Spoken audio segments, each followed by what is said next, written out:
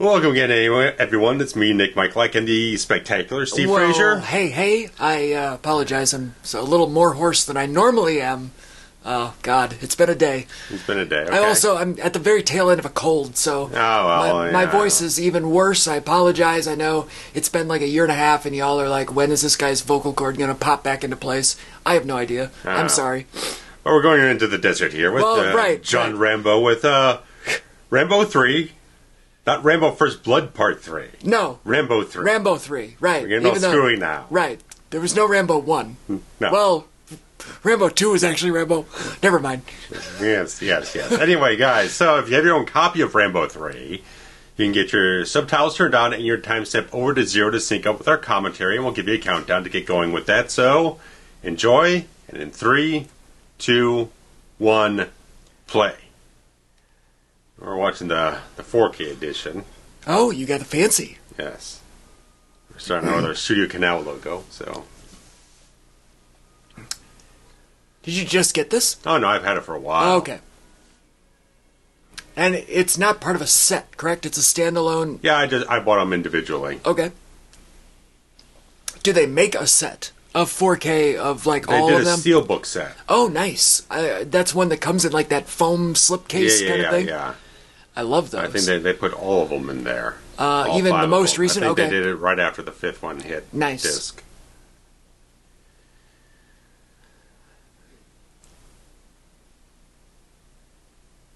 First billing, top billing, above the title. Again, very interesting that they've just switched the name of the franchise now. Well, also it's like, okay, after the second film, they did the damn cartoon series like the year afterwards. Oh, okay. Rambo, The Force of Freedom. I never watched it. It was like, okay, we're taking an R-rated franchise and turned it into a Saturday morning kids cartoon. It was bizarre. Yeah, it is. But something's popular, you make money off of it, however you can.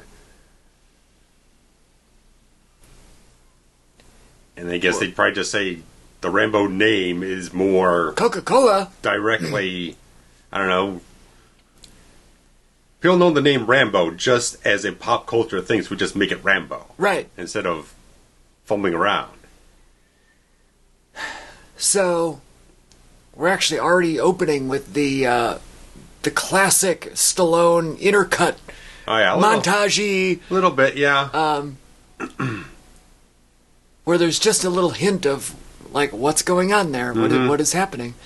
We've got Crenna, and we've got great Kurtwood Smith. Oh, yeah. What year did this come out? 88. 88. So this is after RoboCop. Yeah. This might be one after, like he did RoboCop and then this back to back? This one comes about 9-10 months afterwards. Okay. What a hell of a back to back. Look at this. Look at that back, yeah.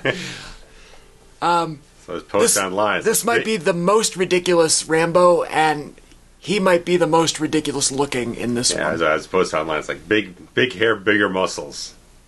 Well, I love the hair. Oh, yeah. Love the hair. And, I mean, has he ever looked better? Shreds, man. Has he ever looked better? No.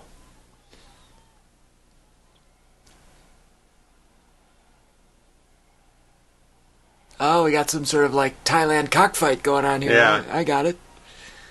I'll have to work with the scars and everything. They kept a really good continuity with the scars they go on. When I think, get some the close-ups on his face, whatnot, you can see the scar he had from the second film where they put, like, the hot blade on his cheek or something. Sure. Cheekbones. So, I love all of the movies that have these kinds of scenes. Sure. Everybody is always waving money around in the air. Oh, yeah. Like, they're gonna live bet, right? Right. Who does the money go to? Right. How do you get a bookie slip? Yeah. Who do you cash in with? Sure. Like, I want to know, why is everyone just waving dollars around? Sure, yeah. How does the actual gambling work? Right. You're supposed to give the money before the fight. Right. The fight starts. Right. I mean, this can't just be like honor system. Right. And I love that there's no barrier. Yeah, just circle of guys. Right. And women. There's some ladies in the audience there. Sure. Some ladies love their blood. Mm-hmm.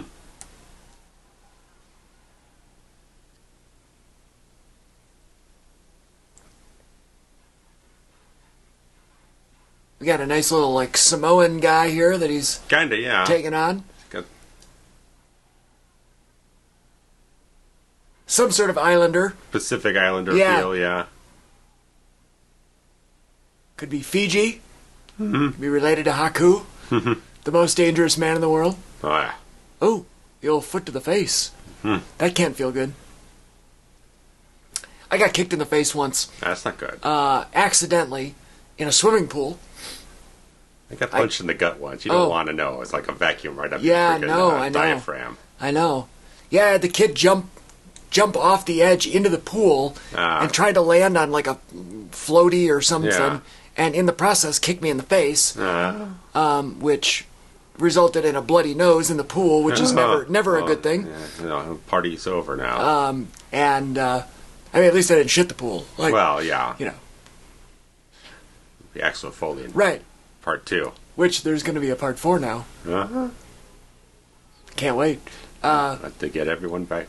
They did. You have to get Trent back over here. I know. We got to get him over.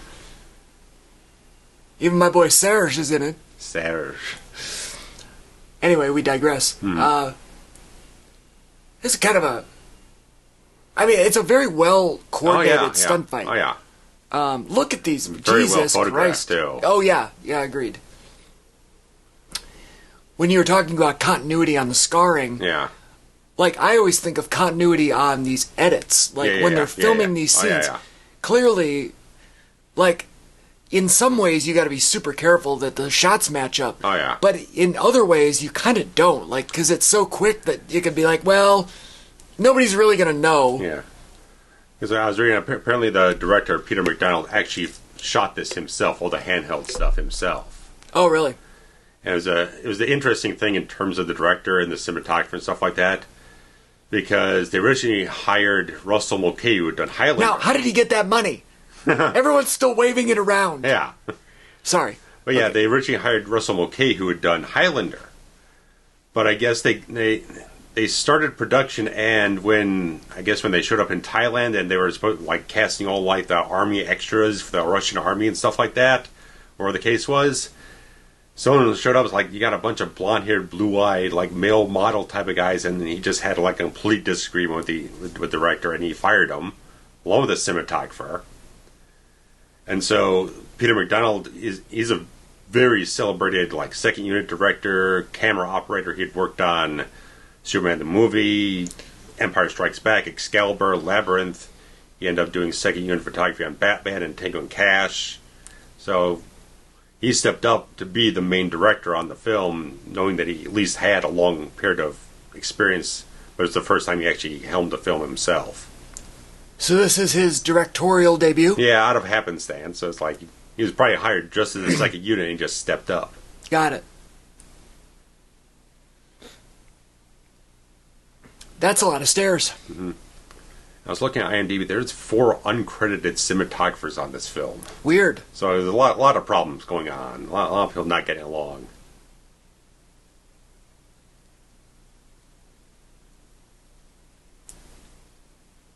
Stallone always with a co-write. Mm-hmm. Well, not always, but it feels like there's always somebody new in the... Yeah. And co-writer Sheldon Lettish, he would end up doing a couple of Van Damme films. He'd be kind of close with Van Damme for a couple of years, doing some directing for him.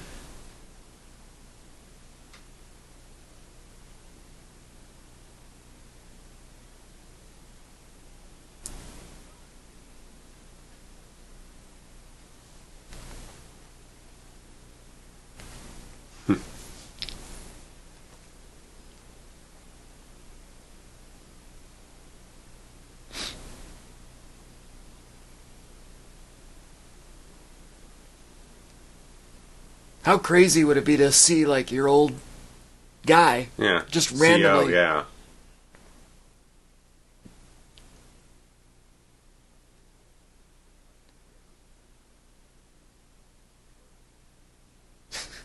yeah. What is he wearing? For the love of God. I don't know. like a Native American poncho of some kind, yeah.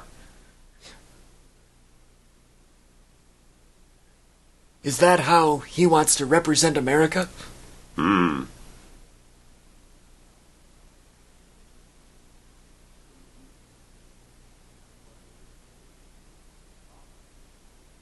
Oh, Bob, sure.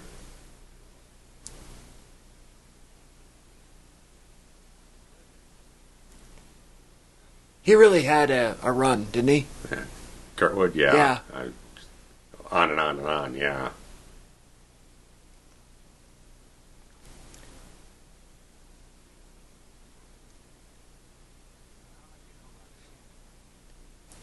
And his run on that 70s show didn't start until like good. I don't know, late 90s, right? Yeah, almost 10 years after this. Yeah, close to it.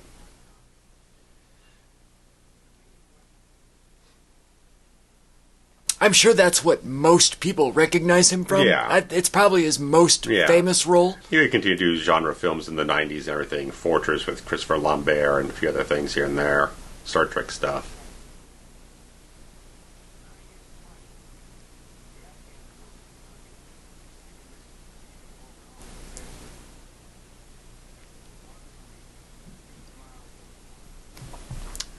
That was weird. Yeah, I was just going to say. 50 miles over the world, put down 80 kilometers. So, these are like international subtitles? Yeah, well, because Studio Canal, they absorbed all the Carol Co. film library when they went bankrupt in the 90s, and they're a UK-based, or at least a European-based company, so... It would make sense. All the stuff... Lionsgate just directly ports over all their content onto these remasters they do. Yeah, this is one of those where they kind of paraphrase the subtitles to make it easier. I think we had a lot of problems with the first film. Not as much with the second one, but it just feels like they kind of didn't directly transcribe the dialogue exactly. More like they almost maybe went off a script or something. Who knows? Well, yeah, I bet it's paraphrasing just to make it they're just a tad to make it easier to read. They're a tad bit off, but not so far not so bad. I think during the first one, I think we turned them off. Oh yeah, I turned them off for a good half hour, and then I switched them on for a minute. It's like, no, done, stop.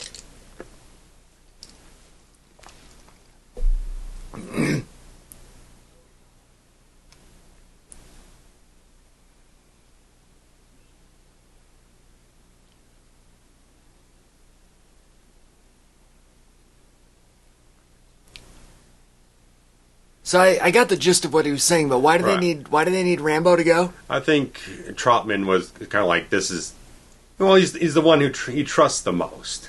If we're going into a very dangerous, war-torn situation, he thinks, one, John is the guy to kind of go with him to kind of make sure that he gets through this thing, and also, he still cares about John.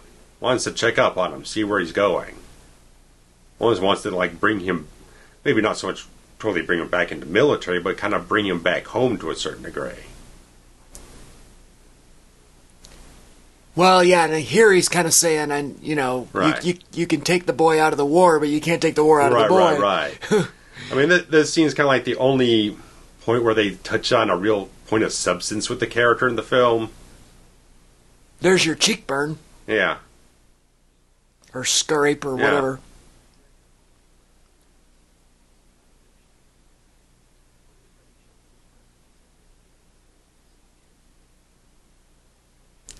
What a great head of hair. Oh, yeah.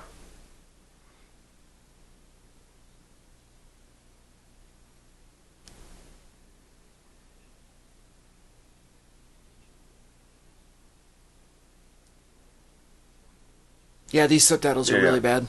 Yeah.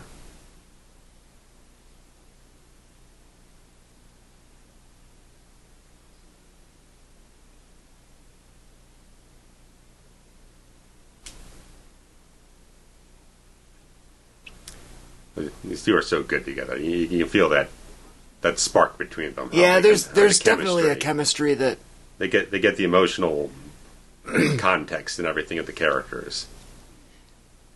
Which he has a lot of that in his career, Stallone.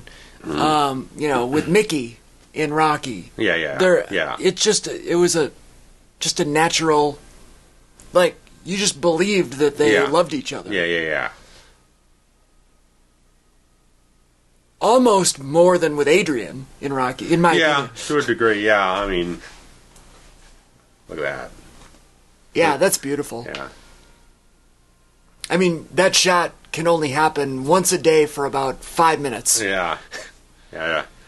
They shot, obviously they shot a lot of this in Thailand, but when they get more into the Middle East stuff, they actually shot most of it. They tried shooting some of it in Israel, but they shot most of it in Arizona. Because it just ended up being a lot more. Oh, in the desert?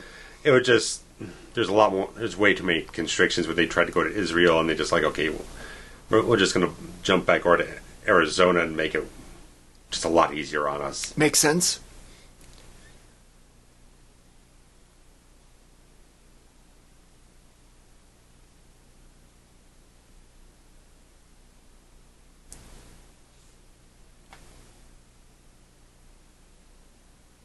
I realize it's kind of simple, just a simple set, but for some reason they did a great job of making it feel uneasy and make it feel dangerous. Mm-hmm.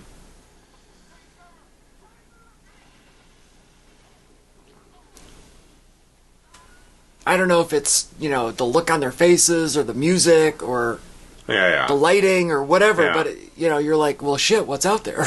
Yeah. And one big thing on this film, in terms of giving it credit, is that I think it looks a lot better than the second film, photography-wise. It just looks a lot more cinematic, a lot more... Just doing a lot more with light and shadow and depth of field stuff. It's more of an epic than the previous. Yeah. It's a worse movie, story-wise. Yeah, I mean... The action's really good. The photography's really good. It just doesn't have a lot of substance to it. But again, the big kind of elephant in the room thing is that they're depicting this Afghan-Soviet war, but by the time the film hit theaters, the conflict had been resolved about like 3 or 4 weeks before it got released. Oh, so by the time it's released, the context within the movie is obsolete. History. Yeah, it's history. And of course, Gorbachev already, he's starting to kind of like dissolve that sort of Soviet bloc mentality and being more democratic with the West. So Cold War stuff is evaporating very quickly, and we are running out of villains using these action films. And where is this in relation to Rocky IV? Rocky IV was same year as the second film in this franchise. Okay. This is 2 years before Rocky V. Okay. And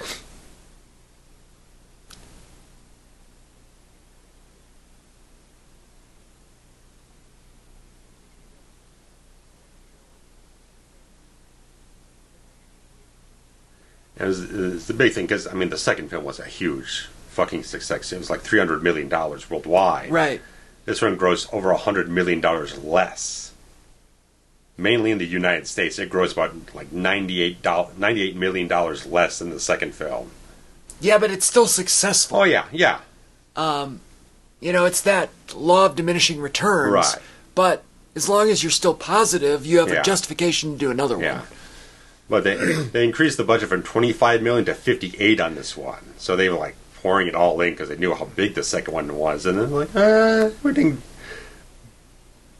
Possibly because of that political scenario did impact it negatively, because you're depicting all the trailers and all the interviews and all the marketing materials as like you're watching the nightly news. It's like, oh, that's resolved now, so why am I watching this film? Well, it's resolved because of John Rambo. Right. So, or James Bond the year before, Leaving Daylight, was doing the exact same scenario. Right. Now, do you think that some of that budget money was actually paying all of the production people that ended up not working on the film? You know what I mean? They must have gotten paid something for the time they were on it. That's what I'm saying. And like I said, the IMDb credits, there were like 4 other cinematographers that didn't get credit on this thing. I don't know how much they worked on it, but someone put it up there and said, hey, these people did an interview somewhere saying I worked on this for a hot minute. Right, so if you give $50,000 to a DP... Right. And then he quits, and then you got to give $50,000 to another DP. When we get into when you get into the big battle sequences, I mean, the won the artillery they've got on this whole thing. They got tanks, they got gunships. Sure. They probably got 2 or 3 times as many extras of this film.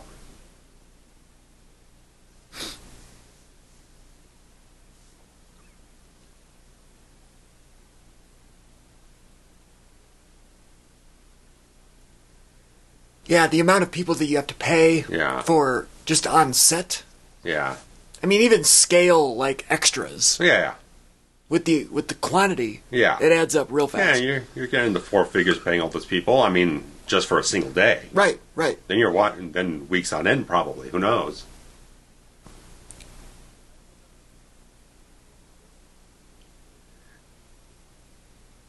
Kind of a casting thing at the time. This guy's Greek. They didn't cast a lot of like actual Serbian or like not as many. Not Serbian. Serbian, Like this guy. He's playing the main Afghan guy, but he's Arabs. Greek. Yeah. The main bad guy. He's a Russian. The character's a Russian, but they cast a French actor. So just knowing these days, like they would like push to get an actual Afghan guy, some guy from the area that like be authentic. Now that one they did 30 miles on the subtitle. Oh, so inconsistent. Trading off in shifts, typing these up. Well, yeah. Oh yeah, that guy makes a mean baklava.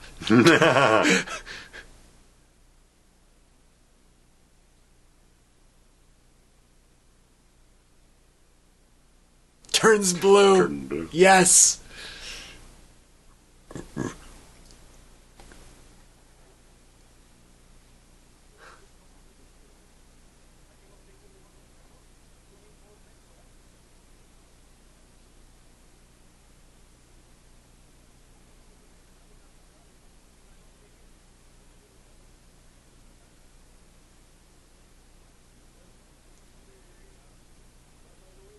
I love these stereotypical production sets where they just have random goats and chickens just wandering the streets. Yeah. Now, I've never been to an Arab country. Sure. I don't know the Arab culture. Mm-hmm. It is entirely possible that goats and chickens and just donkeys are just rampant. Feral. Feral goats. But I think you corral them if you own them. Yeah.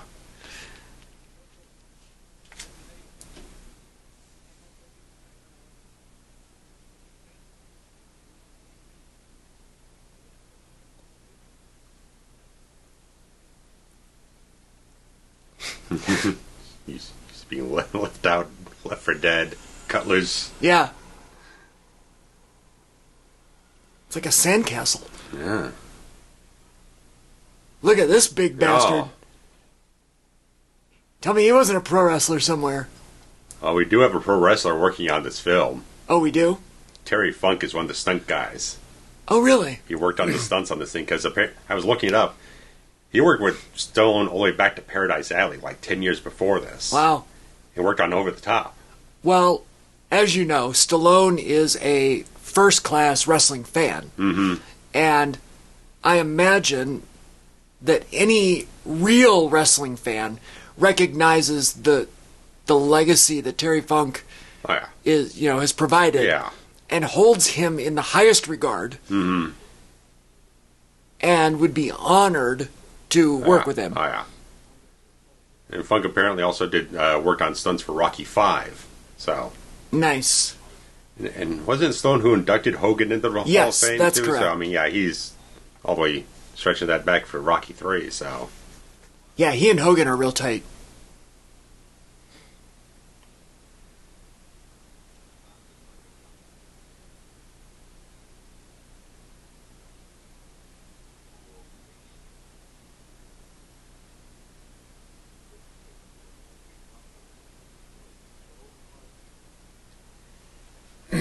Was the idea here to just reverse the roles from the second one and like have him be the one that needs to be rescued? I suppose so. I mean, if you're not going to have Rambo fight for an ideal of some kind, have him fight to rescue his friend. Yeah.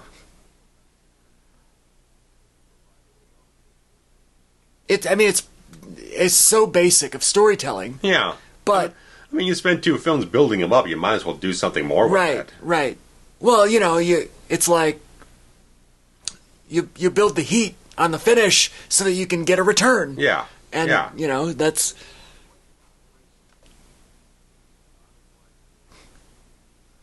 Not butchering anyone. Yeah, it's very distracting. Yeah, it's so weird on the subtitles. I don't know if y'all are watching or reading along, but that is not what they're saying. That guy looks French.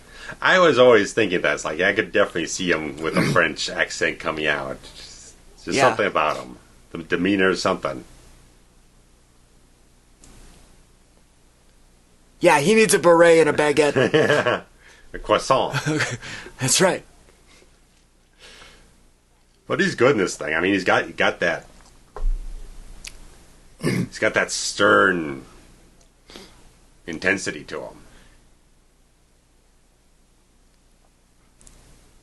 This film is trying to play things a little bit more serious to a certain degree. The second one definitely felt more cartoonish with itself. The tone here is trying to get it a little more, a tad more grounded. I mean, just the performance from this villain is a little bit more serious.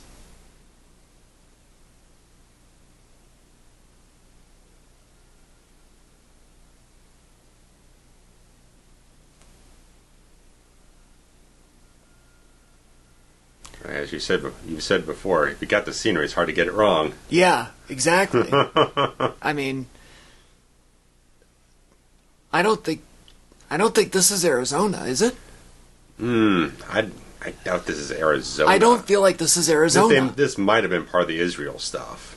That it feels like that could be a matte painting, actually. I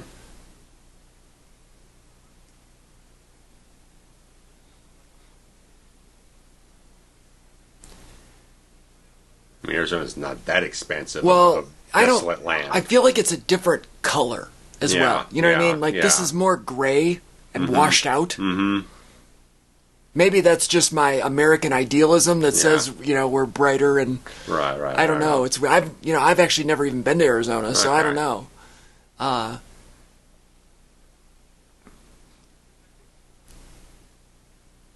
Pretty sure I've got some family that lives there.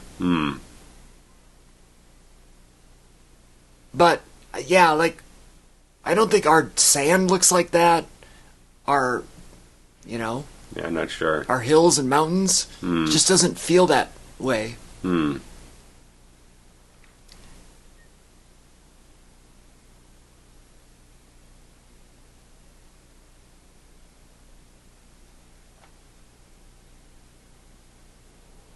This is really well photographed. Mm-hmm.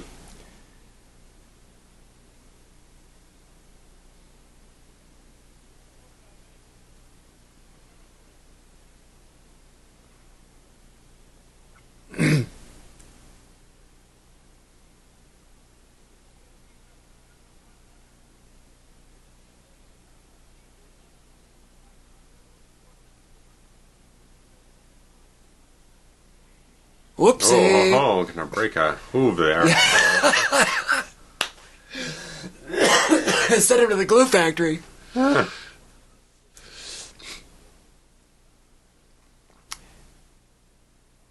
How lucky of a shot was that, really? Yeah. Like, I mean, lucky that the horse didn't kill himself. Right. But lucky that they caught that. I would absolutely use that tape as well. Yeah, to make it dangerous. Right. Oh, where are my missiles?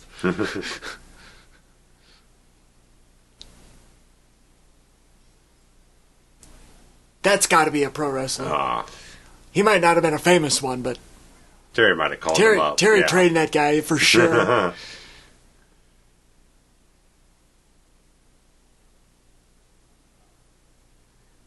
Where are the missiles? You are hiding them from me?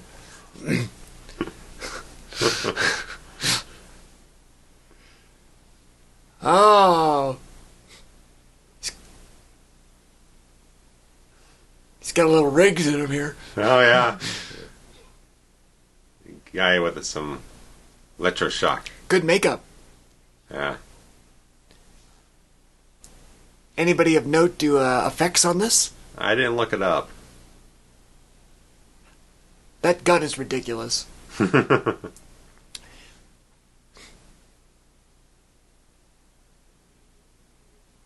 mustache is ridiculous. I feel like that's a fake mustache. Let's get another look at this thing.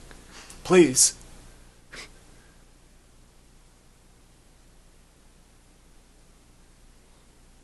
That looks glued on to me.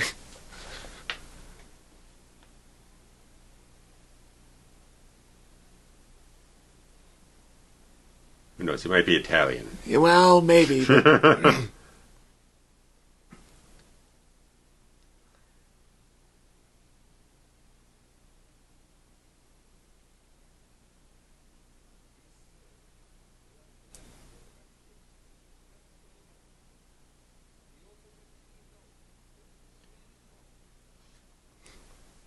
the subtitles, which are wrong, are very interestingly wrong, because it's not necessarily a making it shorter. They're right.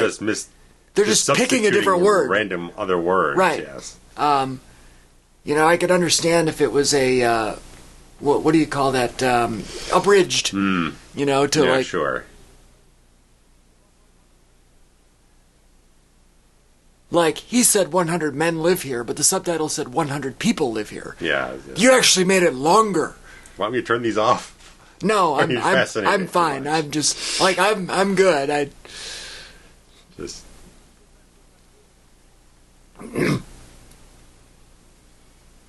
we have just enough volume that I can hear the difference. Yes. So, I don't know. It's fine.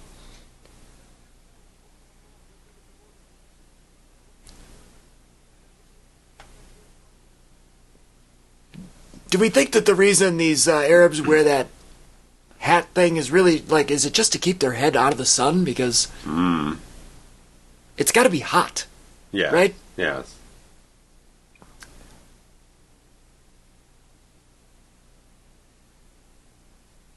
That's an American kid right there, right? Or maybe I don't know. Maybe some kind of Latin.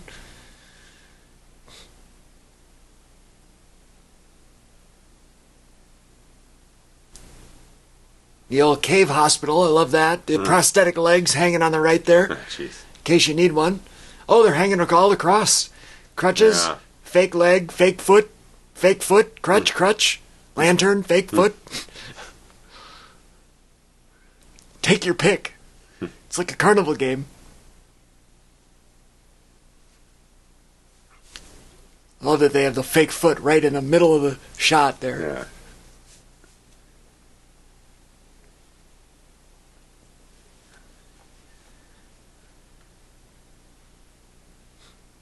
Oh my god, all these Russians got the same look, man. I was going to say, is that the same actor? Got the same leering. It looked like the same guy. Looked almost like it, yeah. It's got the same brow and everything. Just gave him a shave.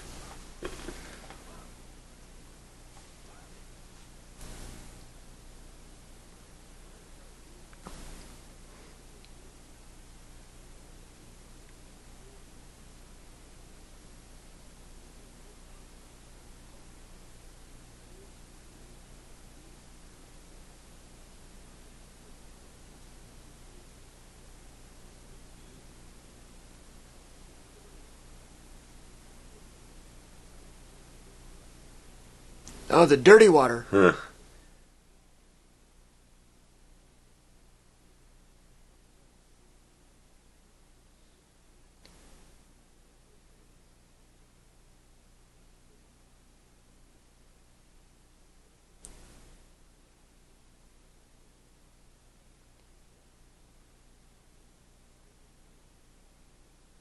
What kind of brain do you have to say, we'll just go through the minefield? They'll never suspect it.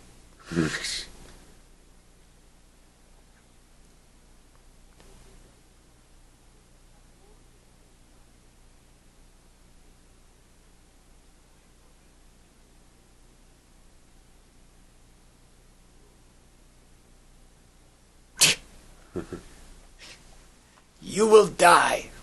If he dies, he dies. There you go.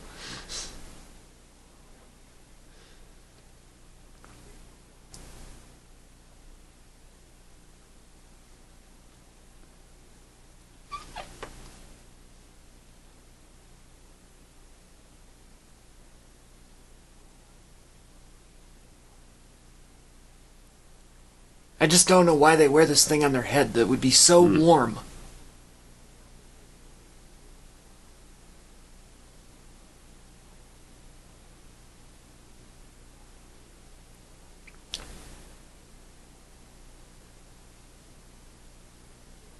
Here's kind of to your point where we're kind of starting to layer in the message. A little bit, yeah. And it's like, hey, everyone that's watching this, feel sorry for us. Right. Because we've got this terrible living conditions. Mm-hmm.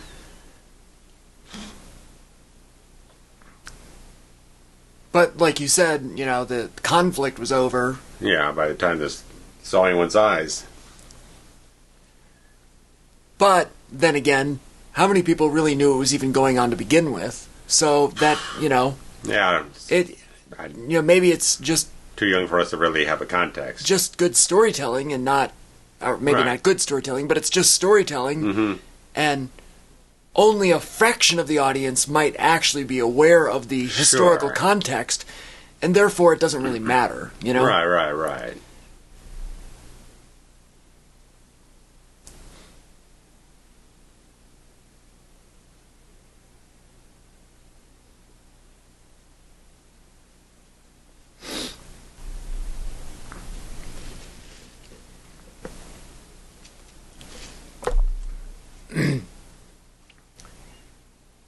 The pacing is a little off here. Yeah, I was feeling a little slow getting into the thick of the action. They had a nice little moment when Troutman got captured. Yeah, that's all we've gotten so far, aside from the stick fight. A little bit of a bump, a dip in the roller coaster when, when Troutman was being tortured. Sure. But that also wasn't as compelling as the original, like, capturing. Yeah, no. And that was even... And the capturing was very brief. Yeah.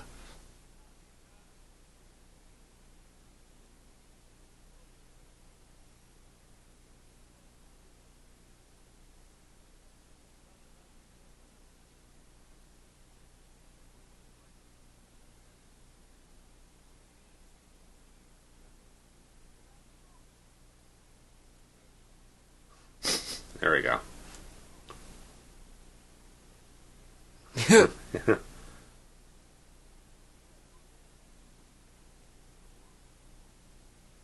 Stallone has this uncanny ability to write dialogue for children. I think. Okay.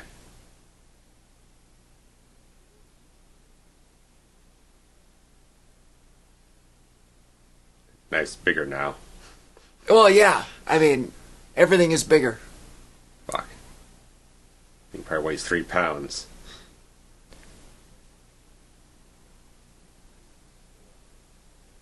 That's the necklace he cut off the girl in the second film. Oh, yeah. After she got killed.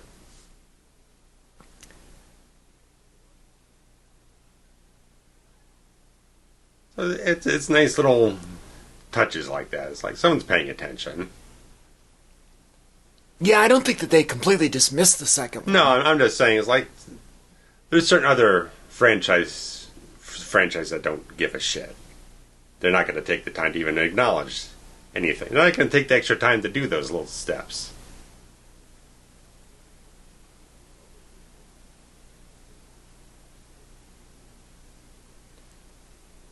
Nick.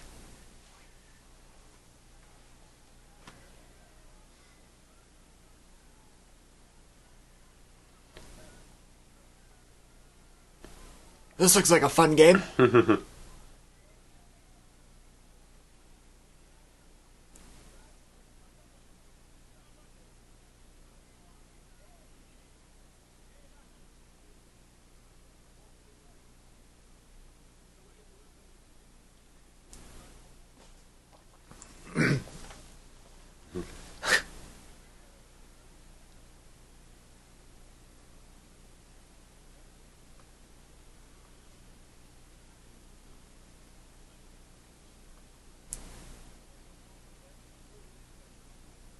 What a great game!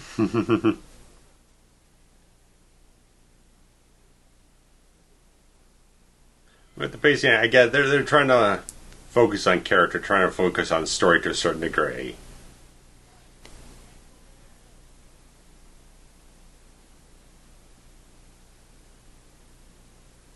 But I mean, undoubtedly, what made the second one so popular was because it was just stupidly packed with stupid, dumbass action. It was so blown up and explosion heavy. That's what made people keep coming back, because like it was just fun. Well, and now this one is slow. Mm-hmm. I mean, it's not slow, but there's not comparatively to the second film. Even to the first one. The first one had very tight pacing. It got the thing going. I mean, the first film really just got the story moving very quickly, but without sacrificing anything along the way. Look out. That kind of looks like the Grand Canyon. Yeah.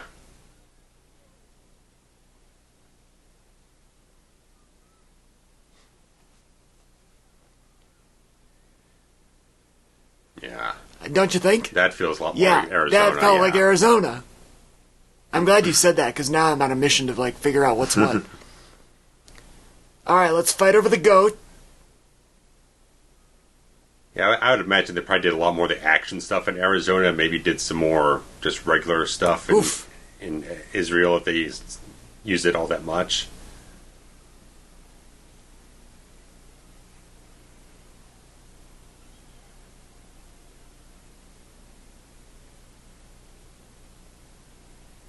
He dropped the goat. That's a fumble.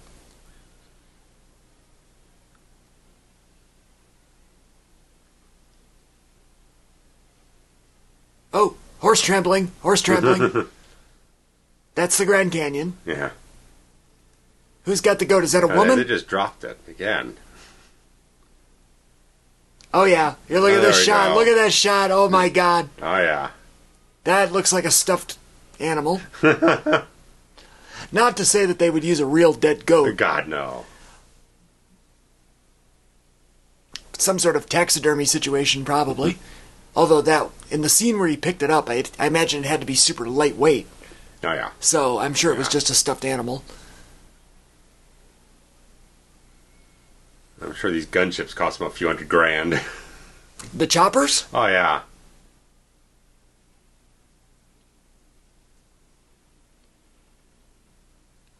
Well,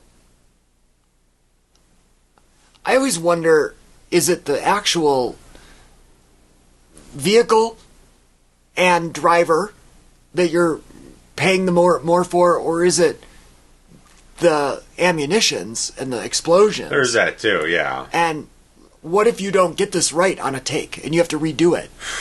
Takes like the whole fucking day to redo it. You have the whole day to reset. And what did you spend in munitions? Yeah. And fuel. Fuel, right? Now, granted, they're not... I'm sure there's some sort of safe way to explode. Oh, yeah. You know, but still... like all controlled explosions for that's the most still a part. real fire. Yeah. That's not a computerized, you know... You got guys getting shot with squibs. Yeah. The horses. Right. If the horse doesn't want to cooperate, then what are you going to do, huh? Exactly. Like, that horse just got real, for real scared. Yeah, you got to do a little close on that. Yeah, you got shrapnel. Yeah.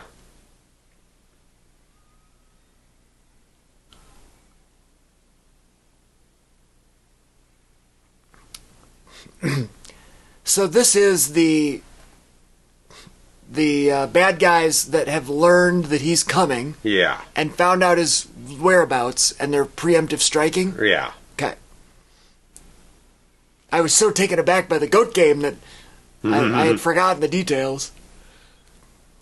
That's right, because old Frenchie said that we heard your guy's coming and we know where he's at. Yeah, the guy with the mustache informed on him. Right, the fake glued-on caterpillar.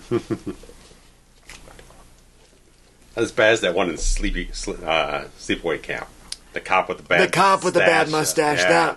That fucking dime store fucking mustache. Yeah, you want a good time? Look up our sleepaway camp commentary. That you just picked that kid up by his shirt.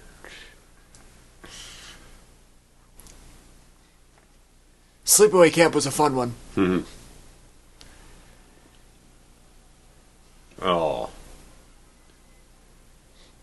Don't tell me those aren't brothers. Close to it, man.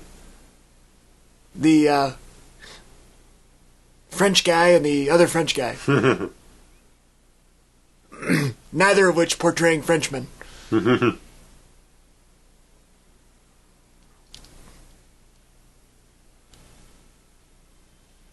Just the middle of the movie, they're putting as much money into this as like they did the entire second film. Is this the poster art with this gun? Or is it a? No, he didn't. They didn't do a pose with the gun on the poster for this. Is that the second one that I'm thinking of? Yeah. I thought he had a gun pose, but yeah, the first two he's got a gun. This one is just muscles. Right. What else do you need, really? Yeah.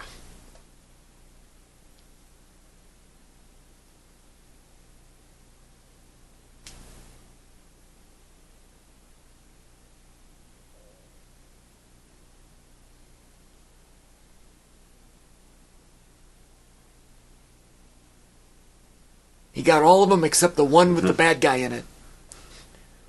Wouldn't you know? I guess that makes a midpoint, right? Is that a midpoint? Yeah. The attempted strike and foiled.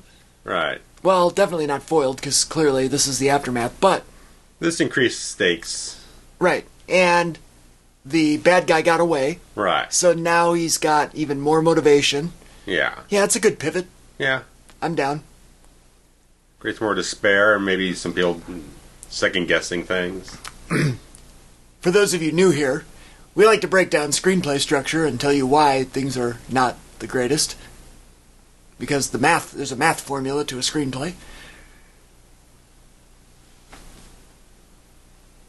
You can pretty much always tell the midpoint by a plot point in the story.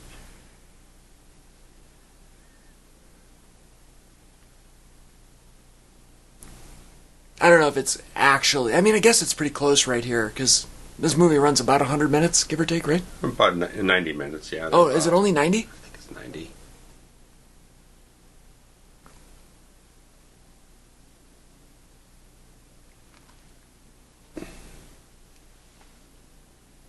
Yeah, about 100 minutes, you're right.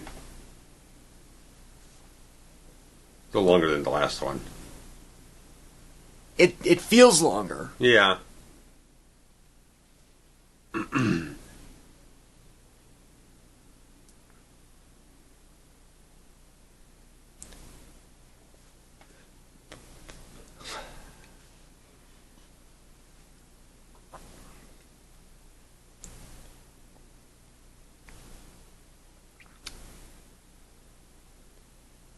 Again, the subtitles. Mm-hmm.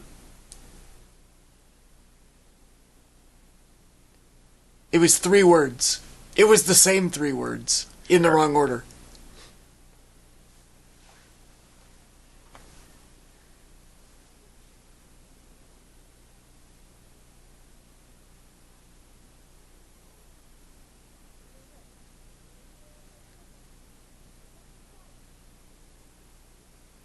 I like this kid.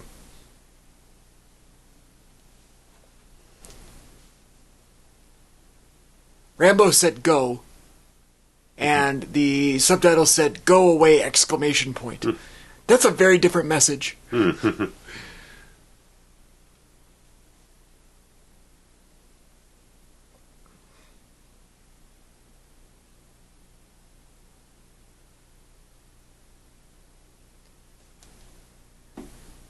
I like that he's just going to wander off in the desert now. He's going to the fort. Okay.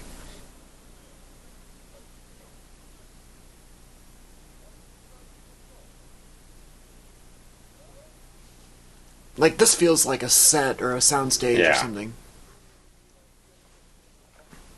Which makes sense. Mm-hmm.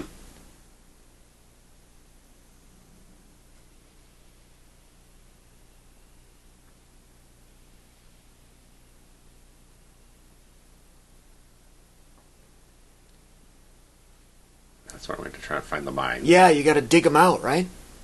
Just trying to see if he hits any metal.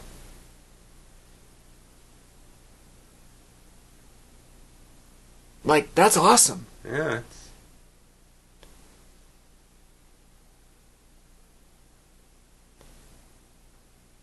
What a crazy invention. Landmines. Oh. Like, who thought of that? And how do you get one?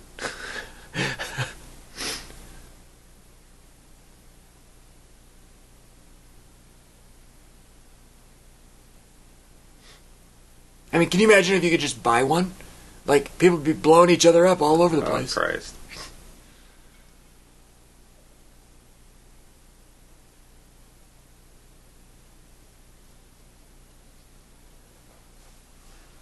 How low can you go? Very low, apparently. Look at them. Yeah. Don't. Good catch, sir. How? The kid can... Why didn't they just jump over it? Well... You gotta stay low to the ground. Maybe there's another mine or something, you know? You just gotta be careful. Gotta stay low to the ground. Yeah. Couldn't they have just gone around it? Look at that. The end of the pillar was right there. Yeah, well...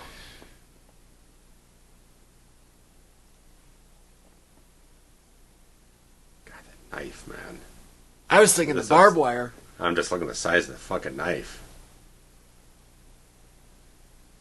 You ever see... Crocodile Dundee's got nothing on that knife. No. You ever see that match from ECW where Sabu tore his... Was it his tricep? Bicep or something? Yeah. Something like that. Jesus. In the barbed wire? I don't think I ever watched the match, but I'm aware of it. It is insane. Sabu was a crazy motherfucker. Yeah, he was awesome. Still is.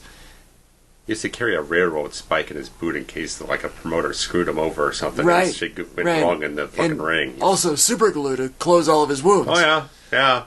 I ain't got no fucking doctor. Fuck off. No, I like it. I'm just gonna double check.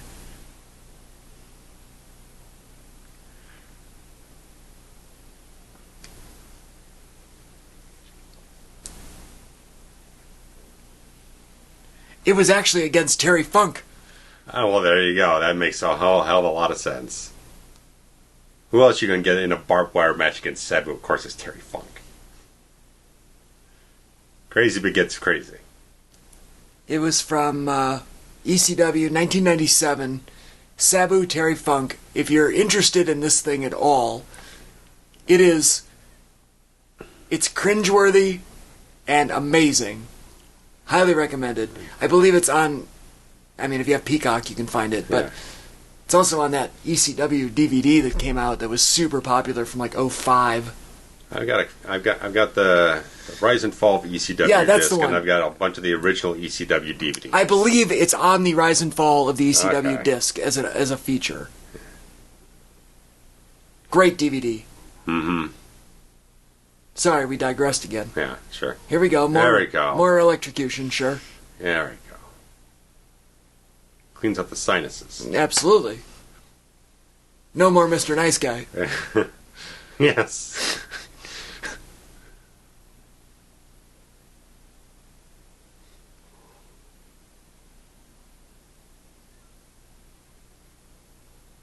Does that mean send help? It means there's somebody in the yard? Kind of lights up the entire thing. Oh, I see. Like a flare gun. Yeah.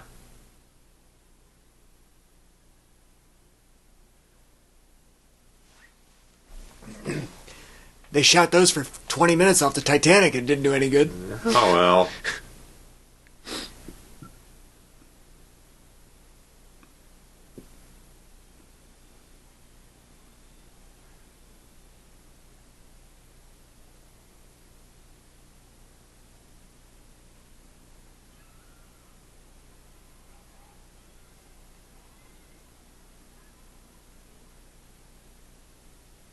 There we go. You gotta love a good tank. Tanks, gunships, everything, man.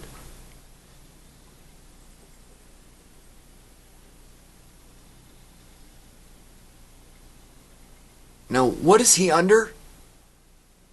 I don't know. Like, is he that bomb? He just planted a bomb, right? Yeah, he's... And it was on the structure, not on a vehicle? I can't really tell.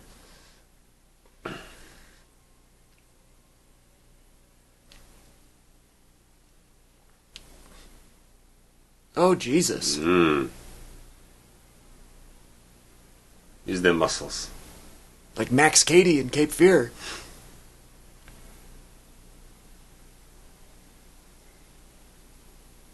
That movie's weird. I haven't seen it in a long time. It's weird. It's... The Scorsese version? Yeah, with Bobby De Niro. Mm-hmm. Who is fantastic in it. I'm sure, yeah. But it's weird. It's out there. A little creepy. I mean, as it's supposed to be. Sure. But anytime I see anybody, like, riding under a car like that, that's the first thing I think of. That was a major plot point. Spoiler alert. It's 30 years old. Get over it. Yeah.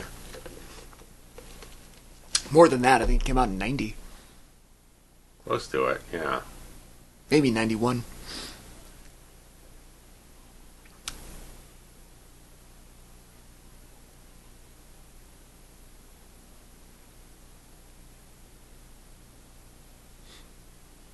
See, Short Round here made his way into camp.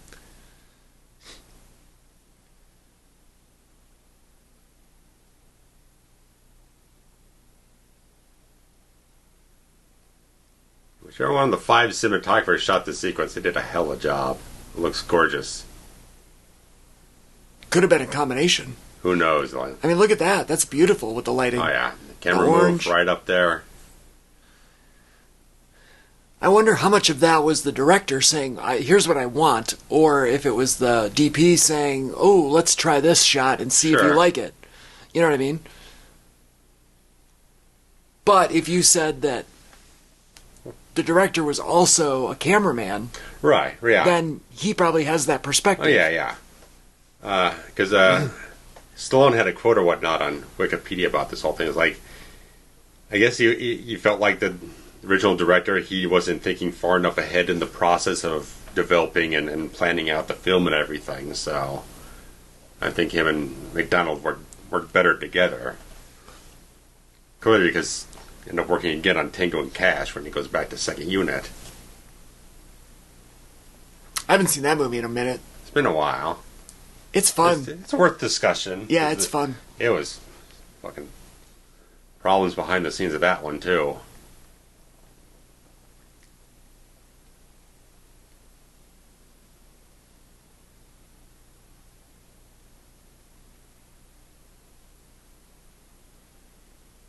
Seems to be a lot of trouble behind the scenes in this era. You know, this late 80s, early 90s, nobody's getting along. Yeah. Ghost writers, ghost directors, ghost everything. There's a lot of that. I mean, I'm talking about a couple of films this year, like Showdown Little Tokyo. It had tons of problems, and again, Tango and Cash had that stuff, and there's a couple other things. Tombstone, right? Tombstone had those problems, too. I know that was a little bit later, but still. Yeah. Same 5-year window. Sure.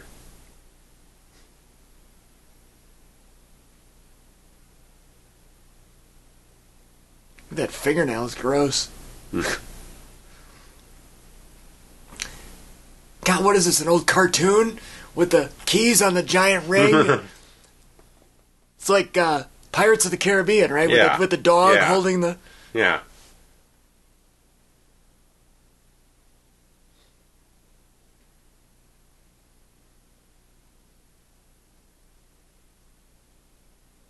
Awesome.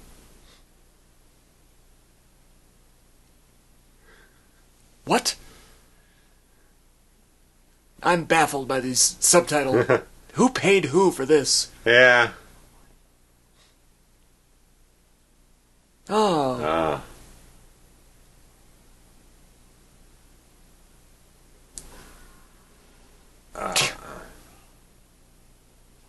He yelled go, subtitle said run. This is what we're dealing with, folks.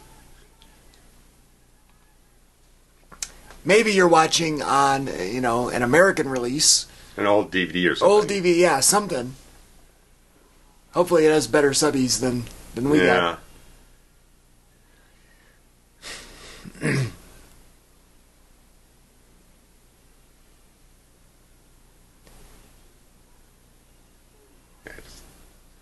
Like I said, the film just has a lot more scale than the second film. It's trying to just make it look more of an epic action film.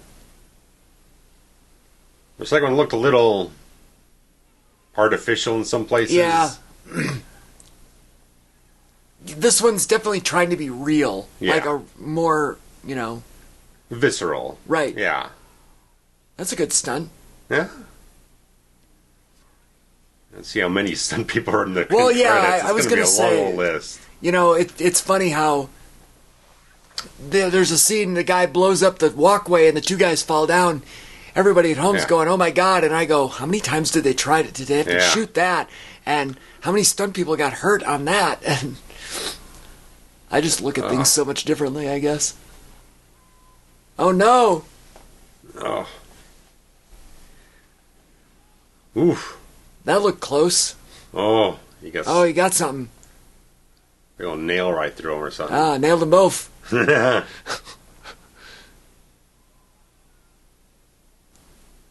Little shrapnel never hurt anybody. And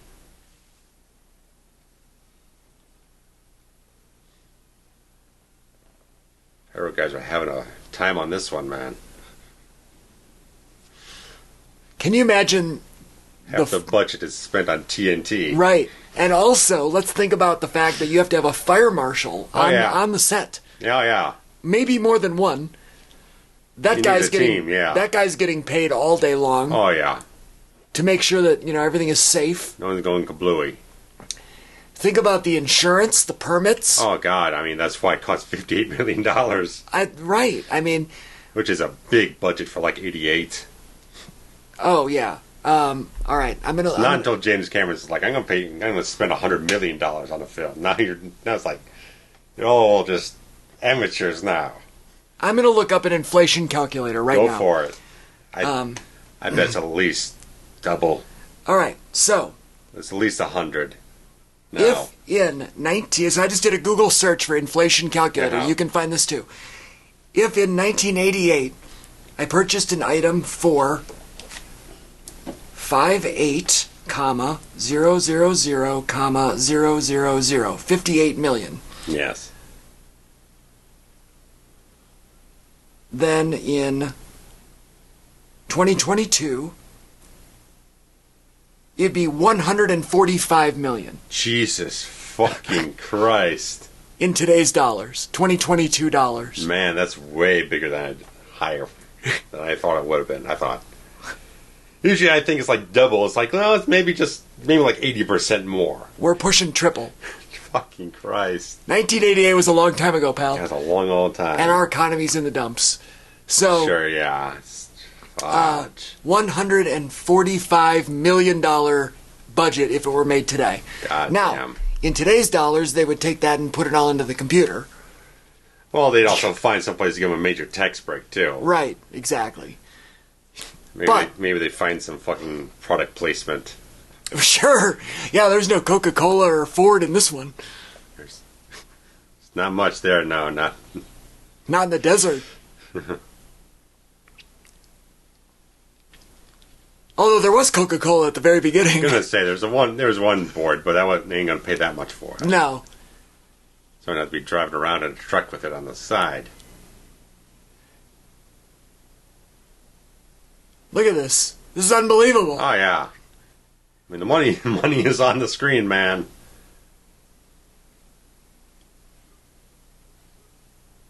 You got to make the noise or it doesn't work.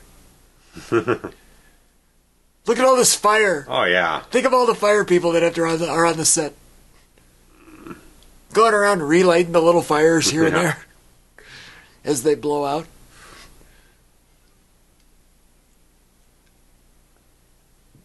$145 million today's dollars. Yikes.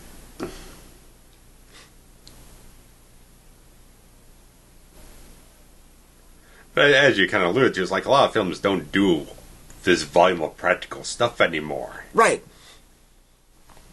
I would, dare I say, 0 films do this, and haven't in half of these actors would be digital composites. Yeah, it would look like a video game. The gunship wouldn't be a real gunship. Right. I mean, if you've seen any of the Marvel movies recently, or, you know, any of that ilk, it's all just green screen. Yeah. Look at that. He shot a rocket launcher and blew up a truck in a building in the Alamo. There goes the Alamo. The Alamo.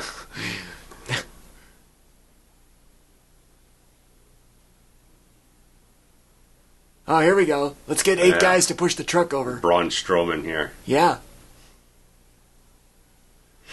I talked to him once at a convention. Super cool guy. Okay, cool.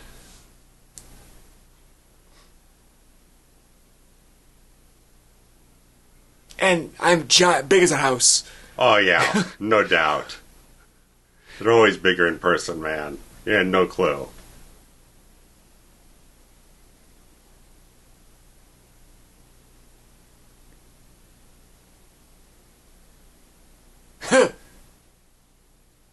Good line. He'll find you.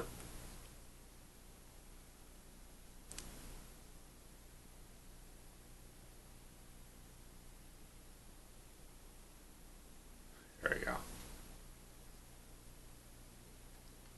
Another great line. That's a Stallone line if there ever was one. Oh, yeah, he wrote that shit, man.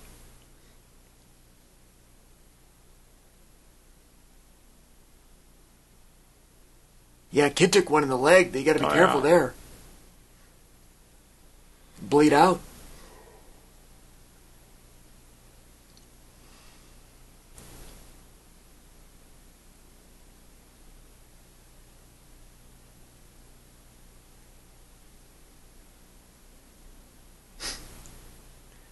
He's got some spanakopita in the oven. He's got to get home.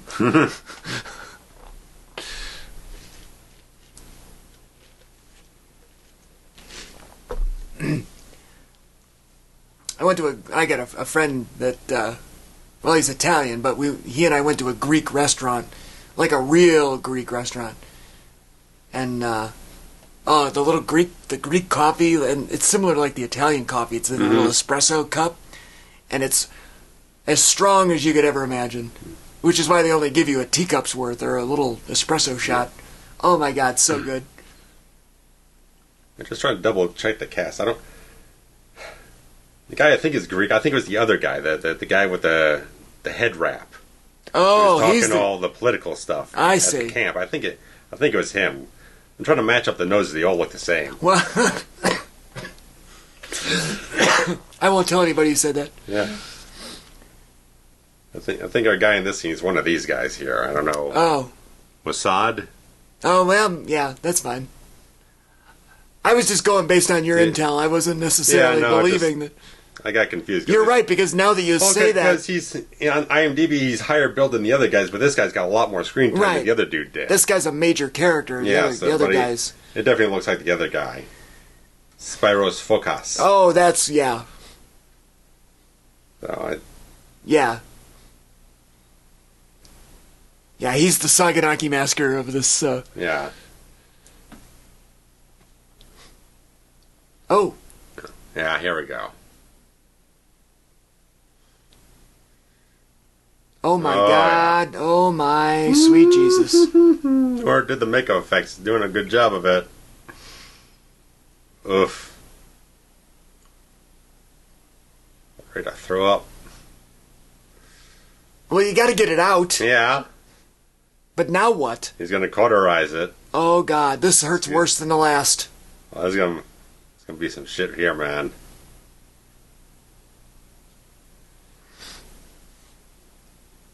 Oh, he's gonna gunpowder it? Yeah. Holy shit. Thought that was bad. The other thing was bad. Oh no. Oh no. Oh yeah. There we go. He just poured gunpowder into his wound. I don't think that's how it works. It might be, actually. I don't know, but I wouldn't recommend it. He just shot himself through the wound. Christ, yeah. What a great effect. Oh, yeah. The effect's flawless.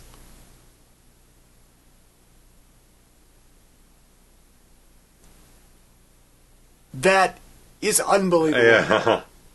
Unbelievable. I mean, I'll give them credit. I mean, they're still trying to make Rambo vulnerable to a certain degree. He still gets hurt, wounded, stuff like that. They're not making him... He's not the Terminator. No, he's not getting up that high. I mean, he's got the body count to back it up, but at least trying to make him human to a degree.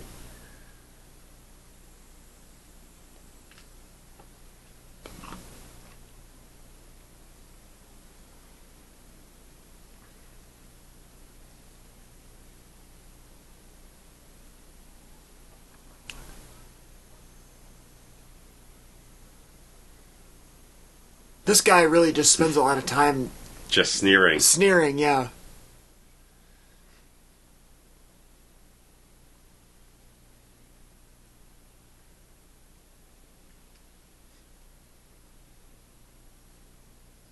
I wonder if he came up with the idea of doing that gunpowder gimmick. Because... Or maybe somebody heard legend of somebody doing that, you know. Because I don't know. That seems so insane to me. Yeah. Oh, cliffhanger. He's doing training. That's a very interesting movie as well. Talk about guys doing accents. John Lithgow trying to be British. John Lithgow only has like 2 speeds. And one of them I hate. The comedy? Yes. And whoever was doing the Pet Sematary remake, we didn't work out on that. Well, that was only bad because he didn't have an accent. I thought. Yeah, a little bit. He was just... He was very plain. He didn't have a lot of... He was very one mode through the entire film. Right. But... Oh. Little chokehold there. Thought it was a sleeper, but now he just broke his neck. If you're interested, our commentary for the Pet Sematary remake is available in the archives. Yeah. And my biggest criticism was that if it's still set in Maine, then he's going to have a Maine accent. Right. He didn't. No. Drove me nuts. Again, it's the little nuance, right? Right.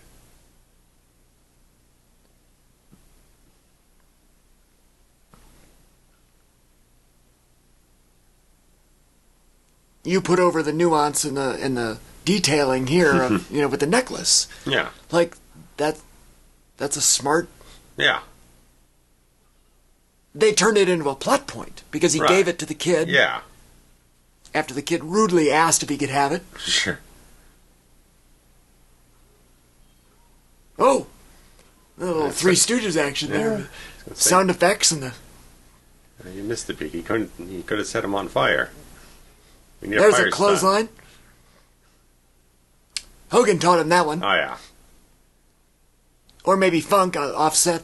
I imagine Hogan taught him how to clothesline, though, for Rocky 3. Yeah. Look at the muscles on this prick. He needs to flex every chance he gets, man. More baby oil.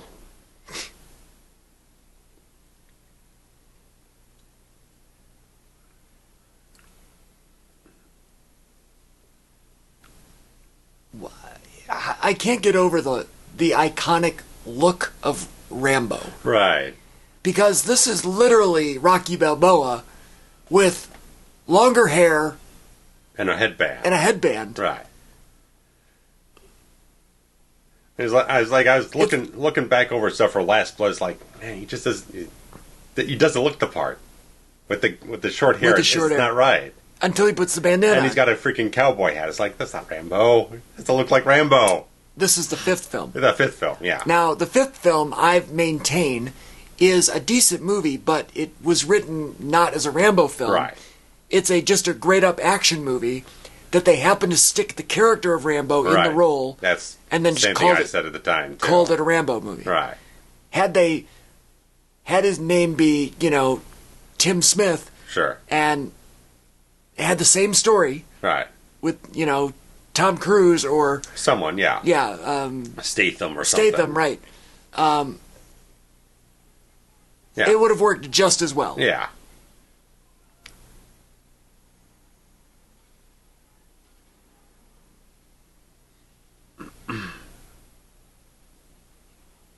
Oof. Squibs everywhere. Squibs. Oh, man. Again, more explosions. More effects. More hardware. More tanks. Just, man. More non-Arabs pretending to be Arabs. Probably. A guy hanging from the helicopter. Look at this stunt. Yeah, fucking A, man. Oh, they didn't make it. Got clipped. Uh-oh. Now he's going to rip them apart. I love the blood splatter on the camera. Yeah. I always think that's a fun effect. Because, as silly as it seems, because there's like a wall there, Right. It still feels like you as the viewer has gotten blood splatter. Yeah, a little bit.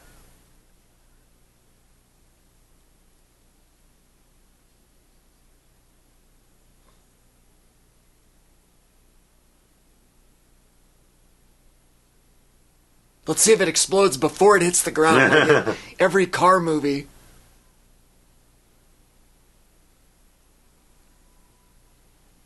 Nothing drives me more nuts. Well, I shouldn't say that, but one of the things that really grinds my gears, the car goes off the cliff, explodes in midair. Happened in Prom Night. Yes, it did. Which is available in the archives now, and is not a very good movie. It's the least of the Jamie Lee Curtis slasher fare. Yeah. It's okay. It's just, it's not... It's no Terror Train, that's for sure. Sure.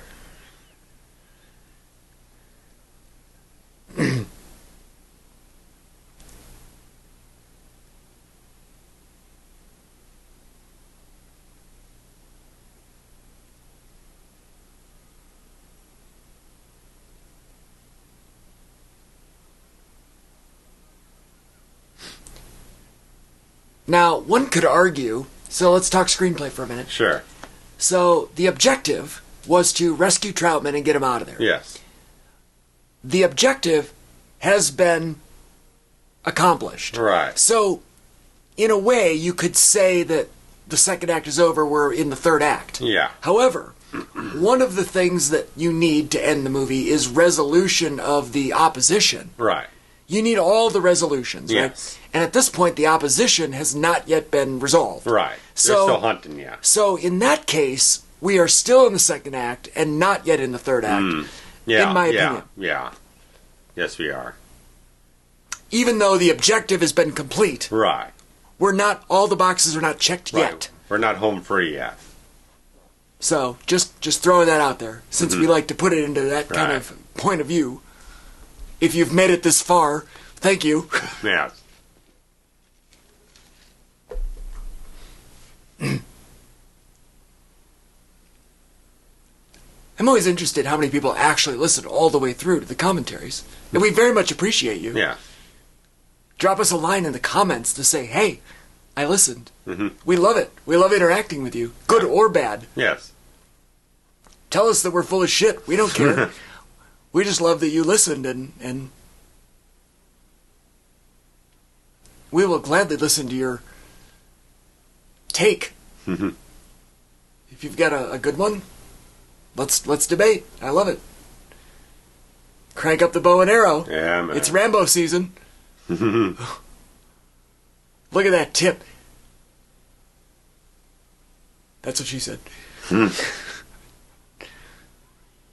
What? What? I'm not buying that would actually happen. That's the most ridiculous thing I've ever seen.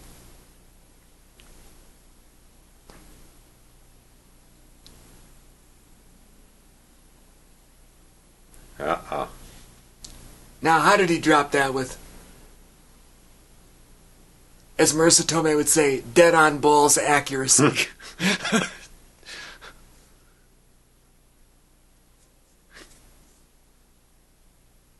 Did Tony Caesar work on this film? I don't think so. Probably not.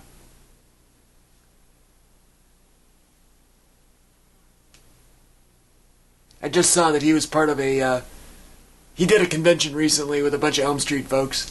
Oh, yeah. Took a big photo with all of them. I love him so much. He was probably the first inductee in our Commentary Hall of Fame. Probably, yeah. We were praising him right from the beginning of the Freddy Firestone. Number one. Yeah. Number one. Our very first commentary, which is approaching 6 years ago, by the way. Yes. Unbelievable. Then we inducted Jack Shoulder because we just have to keep ragging on him every time. Absolutely.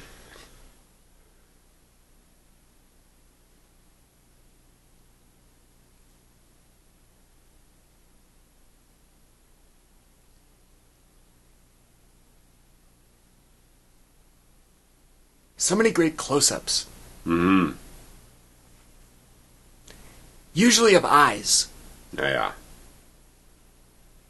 Like, it's one thing to zoom in on a face. Yeah. It's another to just do the eyes. Yeah.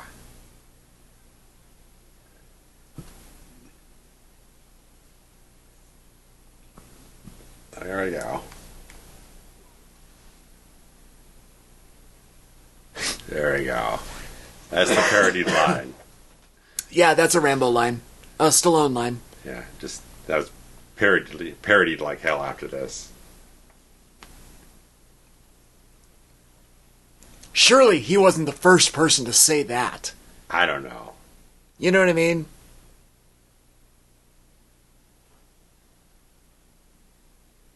Yeah, as we were saying with the second one, it's like the franchise becomes ripe with that type of like easy target for a parody. Well, Schwarzenegger became a parody of himself. Right.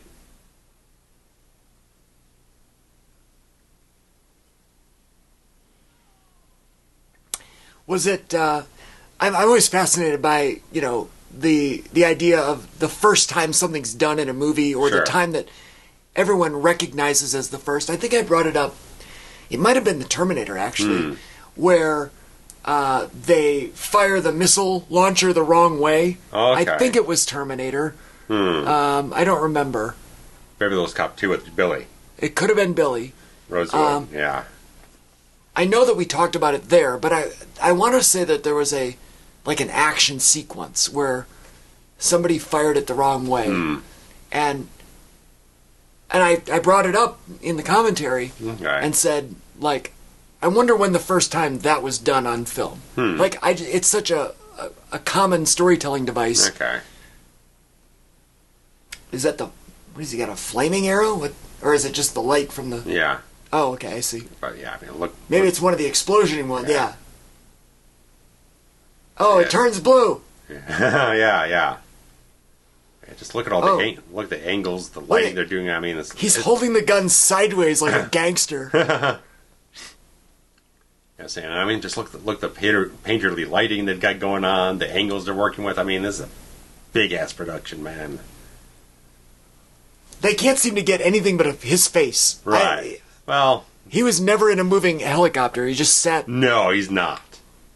You got him on a rig somewhere on the fucking sound stage. Probably on the other side of that wall, right there. Maybe in the parking lot somewhere. Look at that. And you know, his location looks fantastic. He got all three.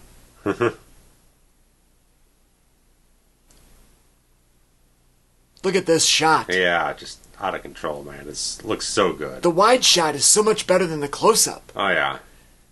They probably just want to punch in just so this and have one shot of him climb all the way back up. I think I would have liked it better. Maybe, yeah. Maybe like a top-down shot or something. Oh, yeah. If you're going to insert one. Yeah. Of the muscles, of the... Or just pulling get a up. sense of the height or something. Right. See, this is why we need to direct a movie. Oh, Big dude. Oh, our wrestler guy? Yeah.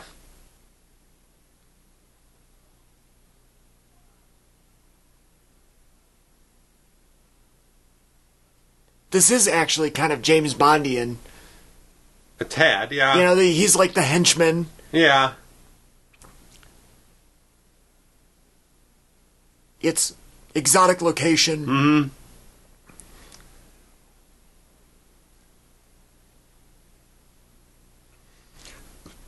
Obviously not the same type of story. Right. But just a sensibility. Yeah. Right, yeah. It's the same ballpark. Mm-hmm. I mean, like I said, it's easy to see because, I mean, Living Daylights came out a year before doing the same sort of setting for, like, the final third of the film or something.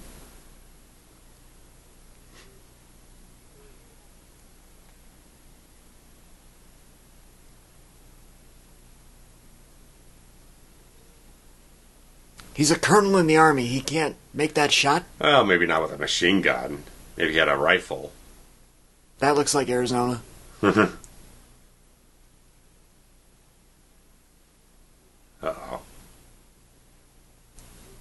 You gonna pull the pin?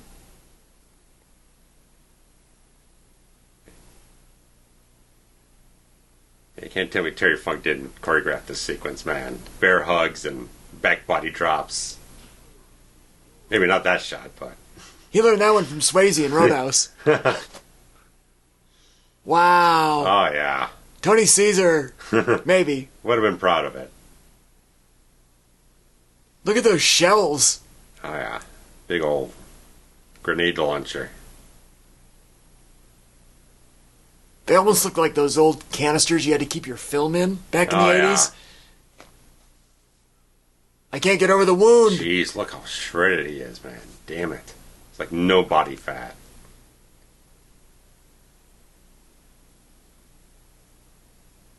The hair is perfect, too. Yeah, he isn't. Not a hair out of place. Are these the U.S. guys? No. Yeah, I go through these guys to get home. Well, shit, it is like the Alamo.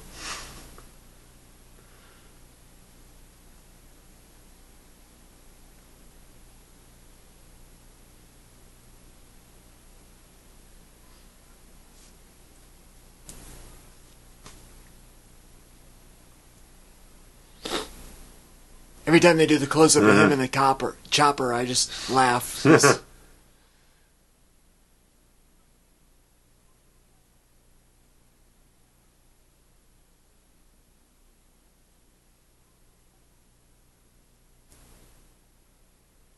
It's almost like the guy that wrote these subtitles was afraid of getting sued for plagiarism. So Yeah.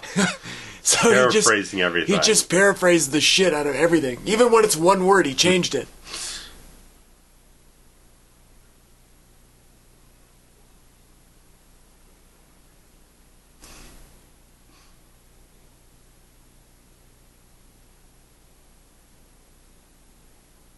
They got that one right. Yeah. How did that happen? How did he blow him up with one shot? Oh, it's a grenade launcher, like I said. Yes, I think it is. That would make sense. I just didn't realize that was the case. Mm.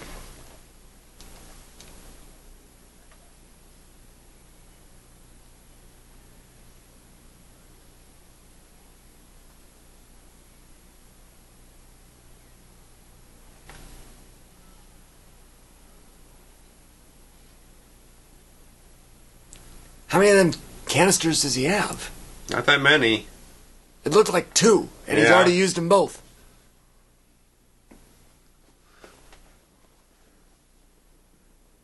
He's not wearing a gun belt of them. No.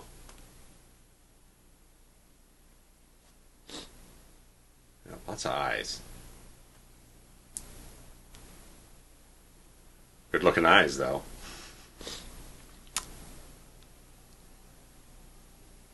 On Crenna?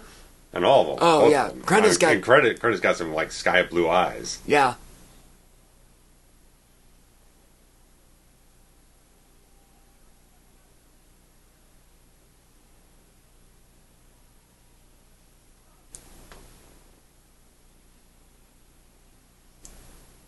And all them extras, man. So many people. And like you said, today they would probably just digitally, like, duplicate them. Oh, yeah. All those people running would be not even there. Yeah. And you'd have to pay on a guy green screen somewhere. You have to pay a guy $50,000 to sit at a computer and do it. Right. As opposed to paying each of them $3,000 to run through the desert for a day.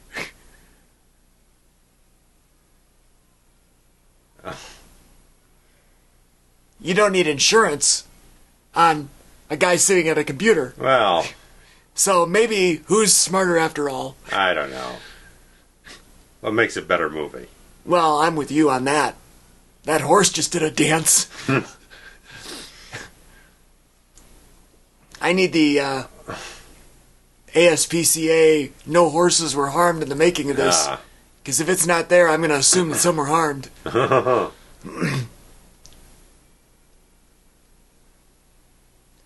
His action's great, but when you start thinking about the next movie, it's all tame as shit, man. Well, fucking people getting shredded. Here might be an unpopular opinion, but I think 4 is my favorite in the franchise. Guy's got a Molotov cocktail. Huh? Look at this shot. That's a fucking shot there, man. He gonna heave-ho this thing right up into the... Oh, my God. Nice and slow. Look at this shit. Oh, he wiped out. That's not what I thought was gonna happen. When's this thing gonna blow? I guess it doesn't really. You just... Once you explode it, then what's inside burns. Makes sense.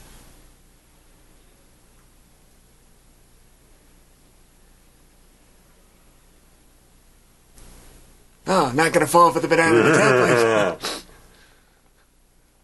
How is that kid still alive, by the way? I don't know. He should have been dead a long time ago. Not that I'm advocating killing the children, but wouldn't it have made for a better story device? If the kid, when he got shot, if he died? Considering Troutman's gonna live. Yeah. Like, we're at the point in the franchise where some legacy character has to die to motivate him, you know? You'd think so. Maybe. It took till Rocky IV before they killed Apollo, so... But they got rid of Mickey, like, at some point, and then in 5 they got rid of the wife, and then, like... Yeah. Like, you just gotta kill off somebody else every time in order to make it... Keep losing people, the more sequels you make. Right.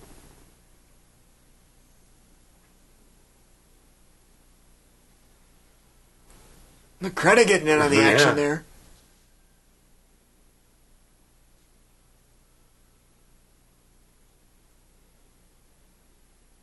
Like, when did he learn to drive a fucking tank? Well, he was in war in Vietnam. They didn't have tanks. When did Michael Myers learn to drive a car? I just... You just shake your head and go, okay. Why not?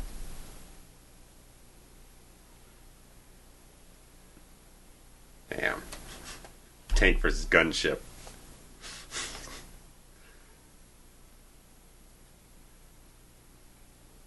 Face close-up versus face close-up. Yes. Yeah, he can't hear you. I gotta scream. Like I said, if you don't make... Oh, wow! Whoa! They played chicken. Yeah? You jousted him. Ain't that the truth?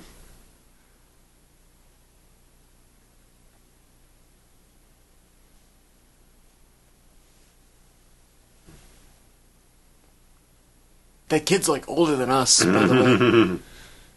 Because he's probably, what, 10, 12, 13, probably, somewhere in that neighborhood? Yeah. And you and I were only 8 that this movie came out? Which means he's pushing 50. Mm-hmm. If he's still alive, I don't know.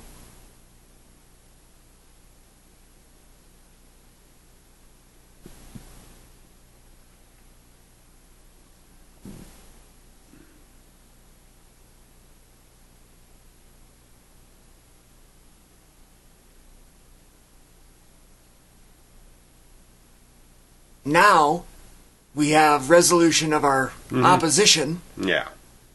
The objective is overcome.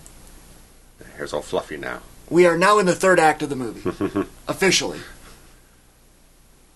Which means, logically, we only have 10 minutes to get out of here. Yeah, we're wrapping up. Before it's way too long. Yeah. Or we could be like Return of the King and go on for a half an hour more. No. You don't have that many supporting characters.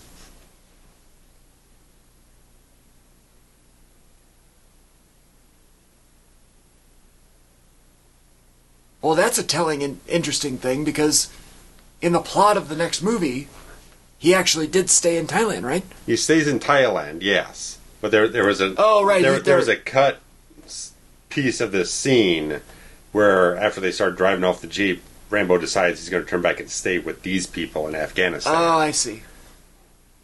Why they decided to cut it, I don't know. Maybe just wanted to keep it more open-ended, I guess.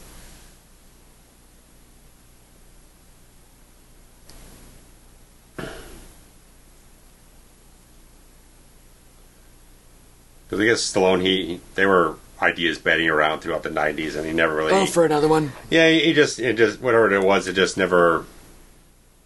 Ideas never landed in place for him or something like that.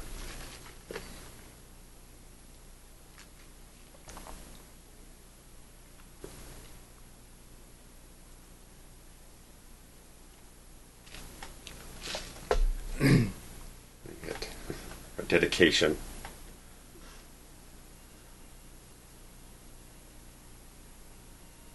There's got to be a goat in this scene, right?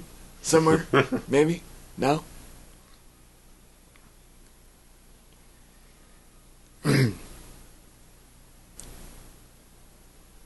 Oh, Sadiq Tawfiq. Yeah. Tawfiq, excuse me. Vic Armstrong, he's one of the most prolific stunt coordinators in the entire industry. He's been working like 40 years now on like almost every major thing you could think of. Look at all these. Terry Funk right there. Yeah. There were 3 people dedicated to horse stunts.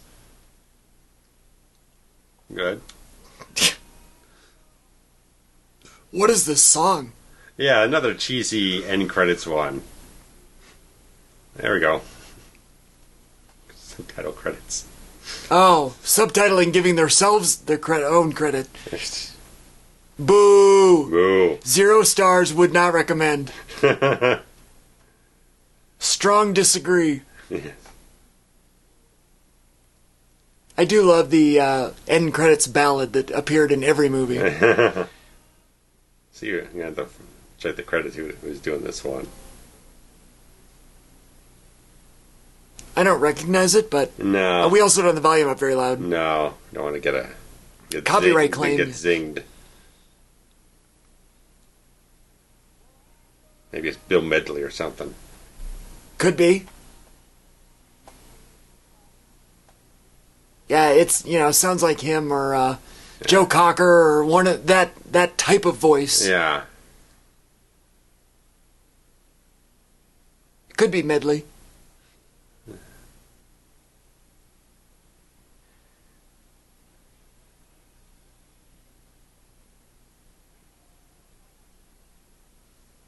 There's look at all. I mean, armorers. There's 3 of them. Wranglers. So many different people. Mm-hmm. Oh, Mr. Stallone's trainer. Mm-hmm.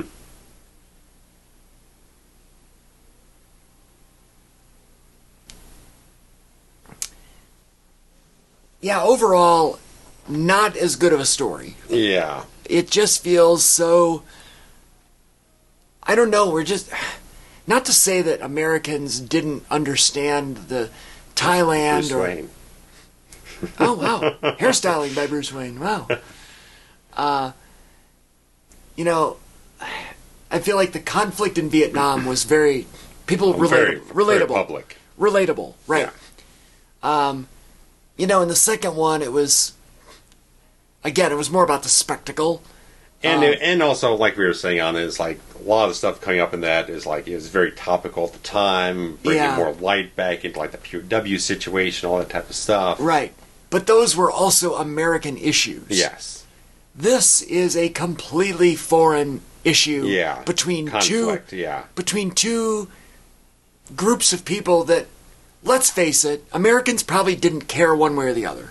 Probably not. On the whole. Yeah. Obviously, your newsies did. And you ain't happy Bill Medley. Okay. You nailed it. Yeah. Okay. I didn't realize it was that song. It's a very famous song. Okay. It's a cover. I figured it was that song. I just wasn't sure about the rest. Yeah, you nailed it. Just in general, I feel like, people just didn't necessarily, it wasn't on their radar. Probably not. Especially the, teenagers, early, young 20s that are going to see this movie on date night or with their buddies, whatever. They think like, oh, I'm going to go see a Rambo movie, and they end up with like war in the desert. Yeah. And you're like, oh. I'm sure, I probably imagine more of the critics at the time brought light to like, all the political arena this is taking place in the film, it's now obsolete coming out of it, and it just seems like it's, or whatever terminology they would use to say that it's just outdated by the time it hits the screens. That's probably more where people would end up finding out. Right. Well, what's going on in this film is just like, well, that's critics no longer viable. I feel like it's critics and pundits and all those that look for messages anyway. Yeah. Whereas the average moviegoer just says, "Tell me a movie, tell me a story." Yeah. They don't care about messages. Yeah. It's the critics needing something to write about. Yeah. Basically. Yeah. Someone tried way too hard to trying to find something out of nothing. Right. And this one wasn't, like I said at the beginning, the film's like, they're dancing around with little stuff like Rambo's got to come full circle back to where he belongs and not fight who he really is underneath. But after that first scene between him and Troppin, it really just never comes back up around. Agreed. So. It falls flat. I mean, like you said, the production values are wicked awesome. Mm-hmm. Both the visual look of the movie, the way it's shot, the lighting, but also the physical effects. Yeah. Just top of the line. Top of the line. Yeah. The story's just kind of a flat. A C. Yeah. C minus. Yeah. Yeah. So, But wait till the next one. Oh, yeah. Holy shit. We're not going to get to that for a little while, but we'll get there. Don't worry. Next year's the 15th anniversary. Well, it's coming to you. So we'll get around to it in the new year. I like it. So, guys, thanks much, and take care. Adios.